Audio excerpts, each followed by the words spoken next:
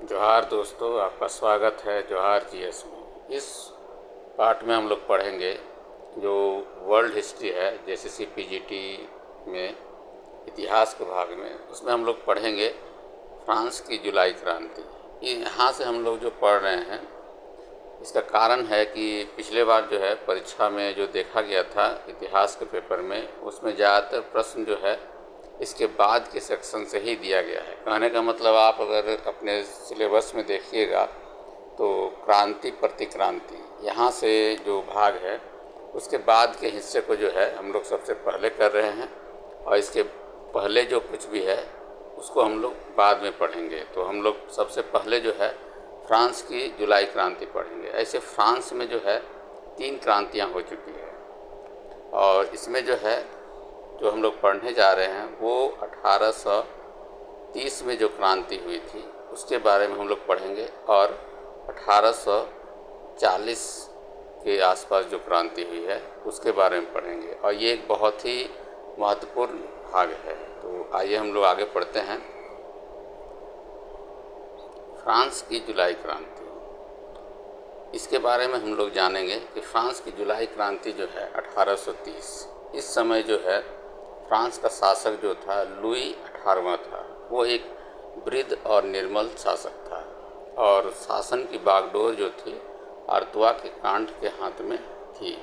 कहने का मतलब हो गया कि लुई 18वां जो है बहुत योग्य शासक नहीं था, और वो जो है शासन करने के लायक भी नहीं था, एक तरह से कहा जाए। इसकी मृत्यु जो है 1824 में हो गई। इसके बाद अर्थुआ कांट जो है चार्ल्स दसम के नाम से जो है गद्दी पर बैठता था। इसका एक प्रसिद्ध कथन था कि इंग्लैंड की राजा की तरह शासन करने से तो मैं लकड़ी काटना पसंद करूंगा। ये कथन भी याद रखिएगा, क्योंकि परीक्षाओं में देखा जाता है कि कथन को भी प्रश्न के रूप में बनाया जाता है। और चार्ल्स दसम जो था वो एक बहुत ही उदार घोर विरोधी था, मतलब उदारवाद का जो था वो घोर विरोधी था।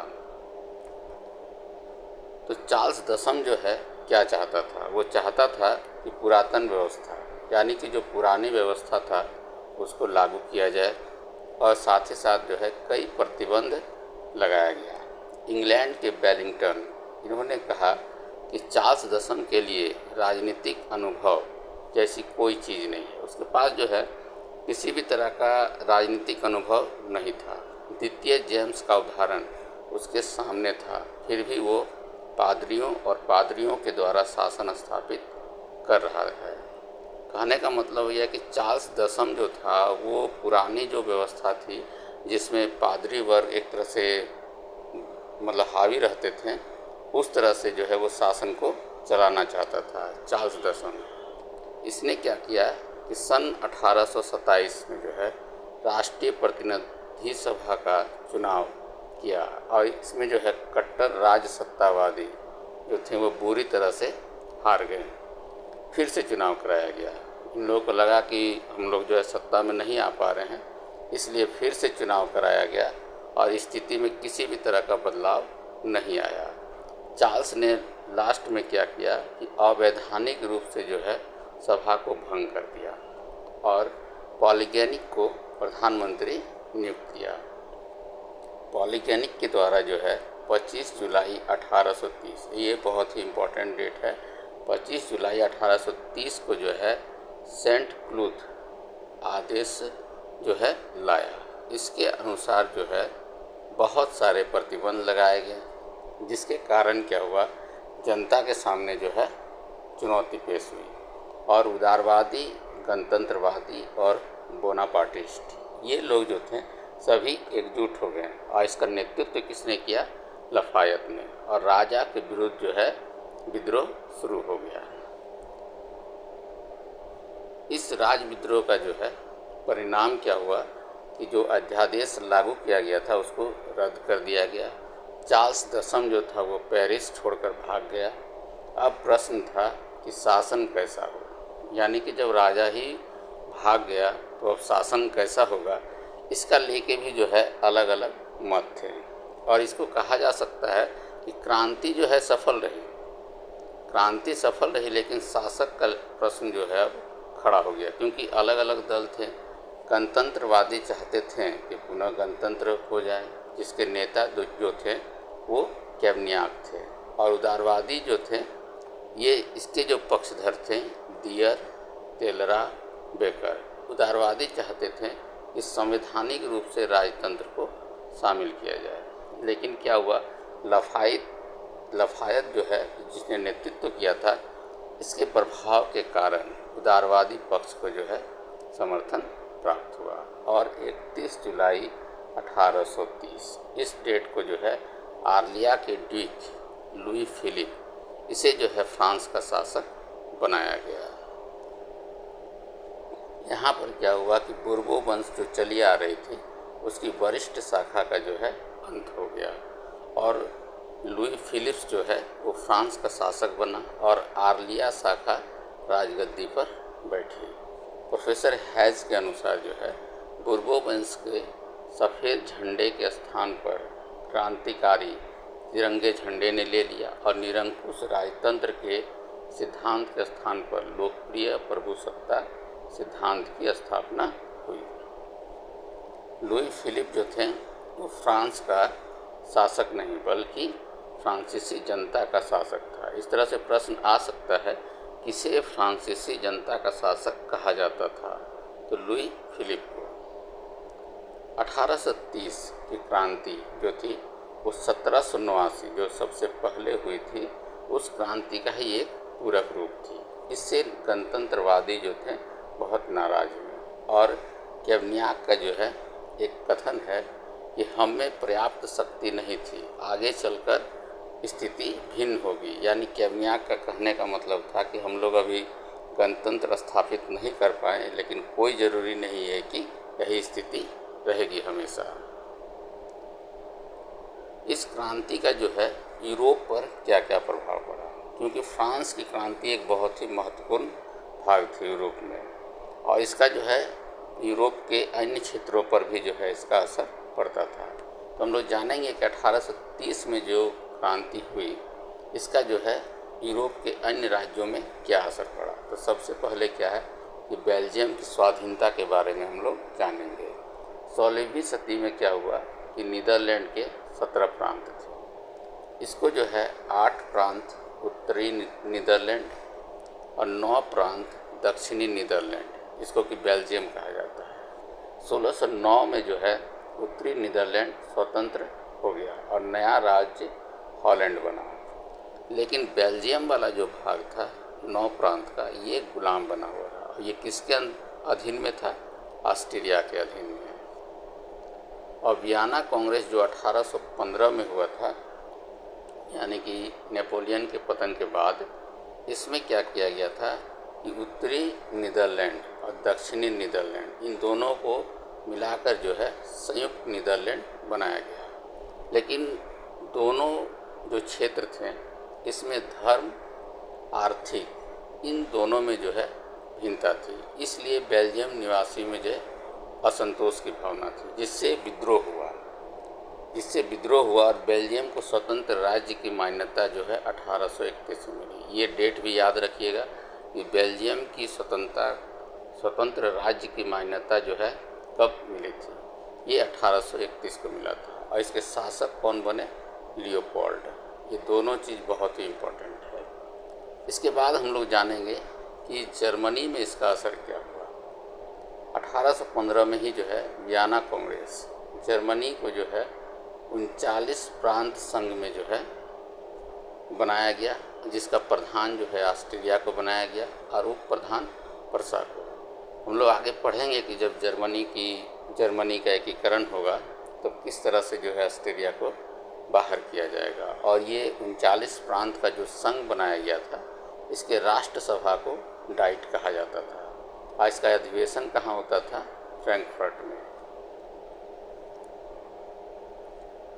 1830 की क्रांति हुई, लेकिन 1848 तक कोई परिवर्तन नहीं हुआ। यानी कि जर्मनी में जो है 1830 की क्रांति का असर पड़ा, लेकिन 1848 तक जो है कोई असर नहीं पड़ा। इसी प्रकार क्या है कि इटली भी जो है एक तरह से ऑस्ट्रिया के अधीन ही था। यहाँ पर भी क्या प्रतिक्रिया हुआ 1830 का क्रांति का। नवंबर 1830 में जो है पोप के राज्य में विद्रोह हो गया, जिसके कारण क्या हुआ, परमा जो रानी मैरी लुइसा के विरुद्ध विद्रोह हुआ, जो ऑस्ट्रिया के शरण में चली गई। कहने का मतलब हो गया इटली में भी कुछ विशेष नहीं हो पाया। इसके बाद है पोलैंड और 1830 की क्रांति। नेपोलियन जो है पोलैंड के अधिकृत प्रदेश में वारसा की डची की स्थापना किया था, लेकिन 1815 में जो वियना कांग्रेस हुआ, इसमें पोलैंड के अधिकांश भाग रूस को दे दिया गया। और रूस में जो है जार, जो उसको वहाँ का राजा होता था उसे जार कहा जाता था। उस समय जो है जार अलेक्जेंडर था। जार अलेक्जेंडर चाहता था कि पोलैंड जो है वो एक स्वतंत्र राज्य बन जाए, इसलिए 1815 में जो है पोलैंड को नया संविधान भी दिया। ये किसने दिया था? जार अलेक्जेंडर ने। लेकिन इसकी मृत्यु क्या हुआ कि 1825 में हो गई। और इसका भाई जो था अगला शासक बना, नया शासक निकोल्स प्रथम, ये निरंकुश शासक था और पोलैंड में जो है हस्तक्षेप करना शुरू कर दिया। जार अलेक्जेंडर चाहता था कि स्वतंत्र कर दिया जाए पोलैंड को, लेकिन निकोल्स प्रथम जो था वो पोलैंड पर जो है हस्तक्षेप करता है और 29 नवंबर 1830 को वारसा में विद्रोह हो जाता है, जिस कारण जो है वहाँ पर एक अस्थायी सरकार का गठन होता है, जिसका नेतृत्व जो है जनरल किलोपिकी द्वारा किया जाता है। 1 वर्ष तक संघर्ष चला रूस और पोलैंड के बीच में और अंततः रूस ने जो है पोलैंड को मिला लिया।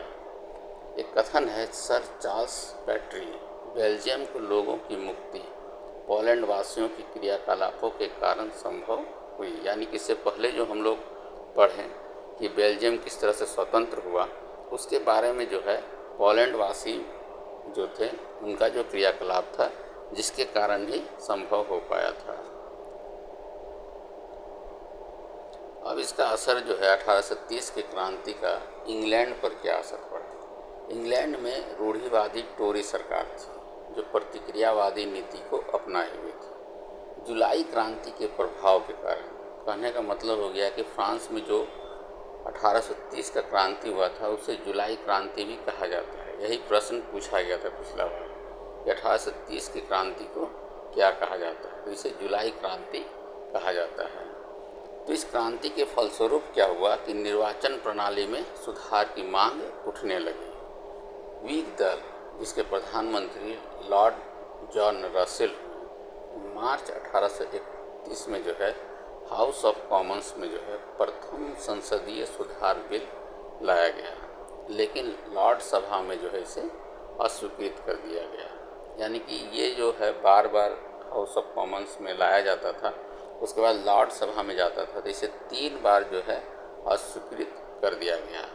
अंततः क्या हुआ कि ड्यूक ऑफ वेलिंगटन जो थे उन्होंने 100 साथियों के साथ लॉर्ड सभा में अनुपस्थित रहा, यानी कि संख्या जो है उससे कम हो जाएगा, अनुपस्थित रहा, जिस कारण जो है 4 जून 1832 को जो है ये बिल पास हो गया। 7 जून 1832 को जो है सम्राट ने प्रथम सुधार अधिवेशन को स्वीकृति दे दी।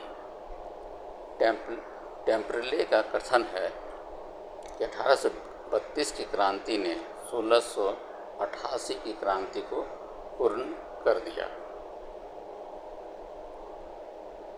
अब हम लोग एक क्रांति और पढ़ेंगे। बताए थे कि फ्रांस में 3 क्रांति हुई थी, उसमें से ये एक तीसरा क्रांति है 1848 में। ये सब याद रखना आप लोगों को कि 1848 में जो क्रांति हुई उसकी क्या क्या प्रतिक्रिया हुआ। 1830 की क्रांति जो है लुई फिलिप शासक बना।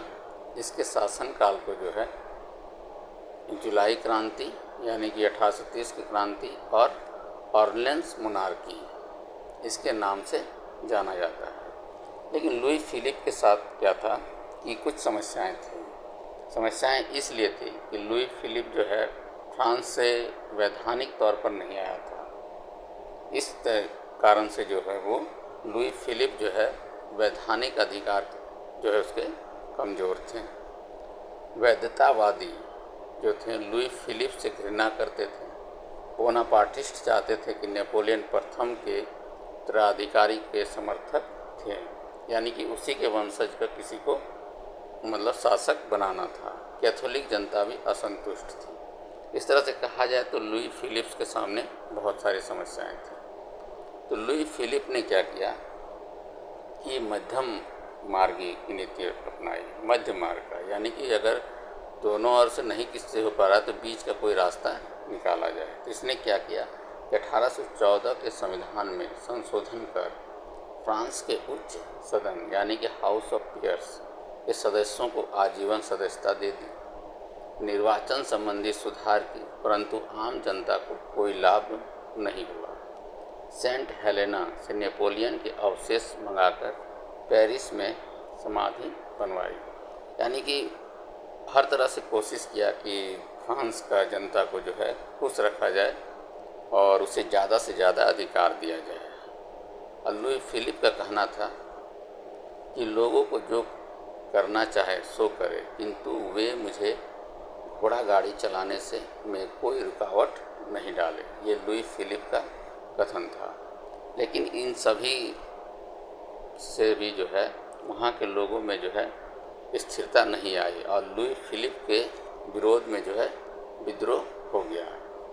लेकिन क्या हुआ कि लुई फिलिप के काल में जो है व्यापार और उद्योग में बहुत प्रगति हुई, लेकिन मजदूरों की स्थिति में गिरावट देखी गई। समाजवादी नेता जो थे फ्रांस के, सेंट साइमन, चार्ल्स फौरिया, लुई ब्ला, इन लोगों का कहना था कि मजदूरों के कष्ट के लिए लुई फिलिप की बुर्जुआ सरकार जिम्मेदार थी। ये बुर्जुआ सरकार का कहने का मतलब जो है पूंजीपति लोगों को जो है बुर्जुआ कहा जाता था, और सर्वहारा यानी कि मजदूर वर्ग जो था या श्रमिक वर्ग जो था उसे सर्वहारा कहा जाता था। तो ये जो समाजवादी नेता जो थे इनका कहना था कि लुई फिलिप के कारण ही जो है मतलब मजदूरों की स्थिति जो है दयनीय है। इस कारण से जो है प्रथम विद्रोह जो है न्यायधाता के समर्थकों द्वारा राजकुमार सम्बोर्द की माता बेरी के डचेस के नेतृत्व में 1832 में वांदे में हुआ था। यानी कि पहला विद्रोह कब हुआ था? वांदे में हुआ था। कब हुआ? 1832 में।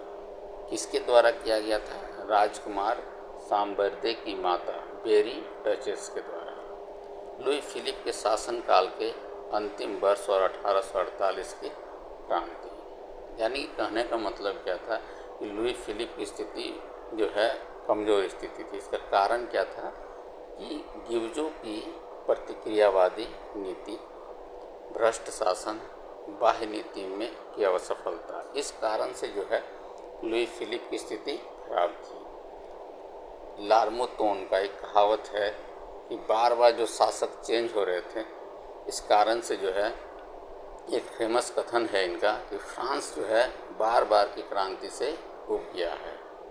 और फ्रांस में अब क्या हुआ कि द्वितीय गणतंत्र फिर से लागू हुआ, क्योंकि वहाँ फिर से विद्रोह शुरू हो गए थे और लुई फिलिप भागकर इंग्लैंड चला गया।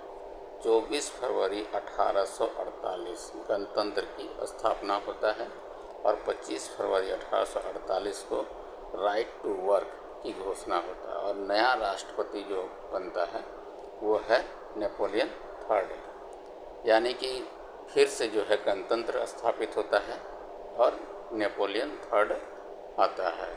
अब इस क्रांति का भी जो है यूरोप में क्या क्या असर हुआ इसके बारे में भी हम लोग जानेंगे, क्योंकि चैप्टर ही है क्रांति और उसका प्रतिक्रांति, यानी क्रांति के फलस्वरूप अन्य क्या क्या प्रतिक्रांति हुआ।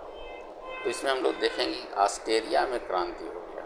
क्या हुआ कि ऑस्ट्रिया की राजधानी वियना में जो था 12 मार्च 1848 को उग्र भीड़ ने राजमहल को घेर लिया और मेटरनिक के त्यागपत्र का मांग किया जाने लगा, क्योंकि उस समय मेटरनिक एक तरह से पूरे यूरोप को जो है अपने कब्जे में रखा हुआ था, एक तरह से कहा जाए तो। और वो खास करके इटली और जर्मनी, ये दो प्रदेशों में जो है इसका दखल चलता था।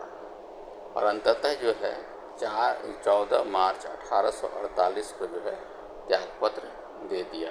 इसके बाद क्या हुआ कि सम्राट फर्डिनेंड प्रथम ने जो है नया संविधान दिया ऑस्ट्रिया में, परंतु जनता जो है इस संविधान से भी संतुष्ट नहीं थी। भाग कर क्या हुआ कि सम्राट फर्डिनेंड जो है इंसब्रुक चला गया। इसके बाद क्या हुआ कि राष्ट्रीय सभा हुई, जिसमें अधिकांश सदस्य जो थे वैधानिक राजतंत्र के समर्थक थे, और फिर से जो है सम्राट की पुनः वापसी होती है। अब जो है इसका असर हंगरी पर क्या हुआ। हंगरी की क्रांति। हंगरी ऑस्ट्रिया साम्राज्य का अंग था। हंगरी भी जो था वो ऑस्ट्रिया का ही भाग था। वो सामंतों का जनता पर अत्याचार हो रहा था। 15 मार्च 1848 को जो है लोकप्रिय नेता कौसत, ये पूछा गया था कि हंगरी के जो है लोकप्रिय नेता कौन थे। ये कौसत थे, इसको याद रखिएगा। हंगरी को संसद में जो है मार्च कानून पारित किया गया।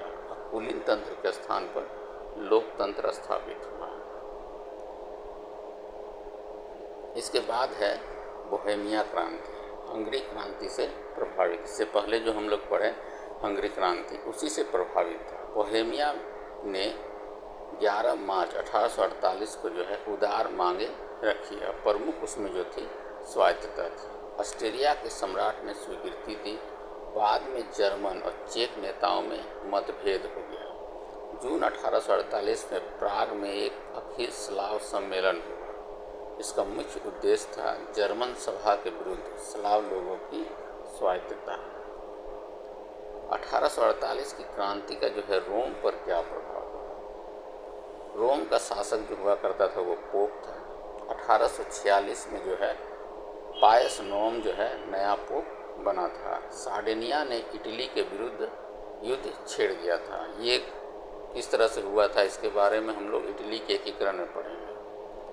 पोप ने इसे राष्ट्रीय युद्ध में हिस्सा नहीं लिया था। पोप ने क्या किया कि इस राष्ट्रीय युद्ध में हिस्सा नहीं लिया था, जिस कारण से जो है जनता जो थी विद्रोह कर दिया। पोप भागकर नेपल्स चला गया था। इस समय जो है फ्रांस का राष्ट्रपति नेपोलियन थर्ड जो था, उसने क्या किया कि नेपोलियन थर्ड इसलिए हस्तक्षेप कर रहा था कि रोमन कैथोलिक समर्थक था। अब पोप का जो है इसने पक्ष लिया, जिस कारण से जो है रोम में गणतंत्र की स्थापना हो चुकी थी और नेपोलियन थर्ड इस गणतंत्र को समाप्त कर दिया। अब पोप जो है पुनः वहाँ पर आ जाता है। डेनमार्क और हॉलैंड में क्रांति। डेनमार्क के उदारवादियों ने निरंकुश शासन वहाँ चलता था, जिस कारण वहाँ पर विद्रोह हुआ। 21 मार्च 1848 को डेनमार्क के शासक फ्रेडरिक सप्तम ने क्रांतिकारियों की मांग स्वीकार कर ली और हॉलैंड के शासक विलियम द्वितीय ने नया संविधान स्वीकार लिया। इस क्रांति का इंग्लैंड पर क्या प्रभाव पड़ा। इंग्लैंड में जो है 1838-39 में जो है चार्टिस्ट आंदोलन चलाया गया। ये बहुत ही इम्पोर्टेंट है, इसको हम लोग पढ़ेंगे। 10 अप्रैल 1848 को जो है लंदन में एक विशाल आम सभा के द्वारा संसद को प्रार्थना पत्र की योजना बनाई। ये चार्टिस्ट आंदोलन हम लोगों को पढ़ना भी है और बहुत इम्पोर्टेंट है, इससे प्रश्न आते हैं। तो इस तरह से जो है फ्रांस में जो है जो 2 प्रतिक्रांति हुई, इसके बारे में हम लोग जाने, और इसके बाद वाला चैप्टर जो होगा वो इटली के एकीकरण से होगा।